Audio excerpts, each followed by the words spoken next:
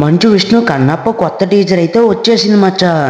ఇప్పటిదాకా ప్రమోషన్ల పరంగా అంత హైప్ తీసుకురాలేదనే కామెంట్స్కి సమాధానం ఇచ్చేలా టీం తీసుకున్న ప్రత్యేక శ్రద్ధ 84 సెకండ్లలో వీడియో కనిపించింది.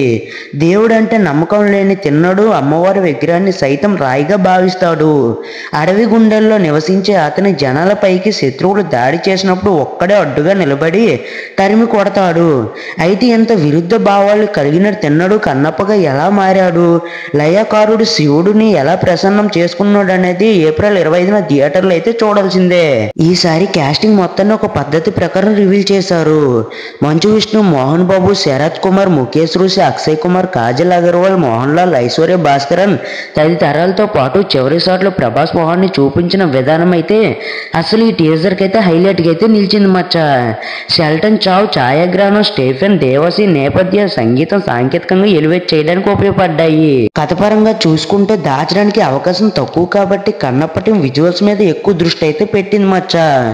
అడవి సెటప్, కోయి దుస్తుల్లో తారంగణం, యుద్ధాలు, వాగైరాలు ఆసక్తికరంగా అయితే ఉన్నాయి.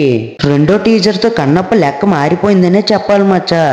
ఎక్స్ట్రాడినరీ అనకపోయిన ట్రైలర్ కు ముందు బాజ్ కోసం సరిపడ్డ కంటెంట్ అయితే ఇచ్చేసింది. ముఖేష్ కుమార్ సింగ్ దర్శకత్వంలో రూపొందుతున్న ఈ డివోషనల్ డ్రామాకు సుమారు 100 కోట్లకు పైగా బడ్జెట్ అయిందని ఇన్సైడ్ టాక్ మచ్చ.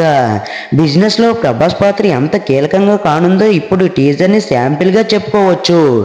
ఏప్రిల్ 25 విడుదల కాబోతున్న కన్నప్పని కెరీర్ బెస్ట్ గా చేసేందుకు విష్ణు చాలా కష్టపడ్డాడు మచ్చ.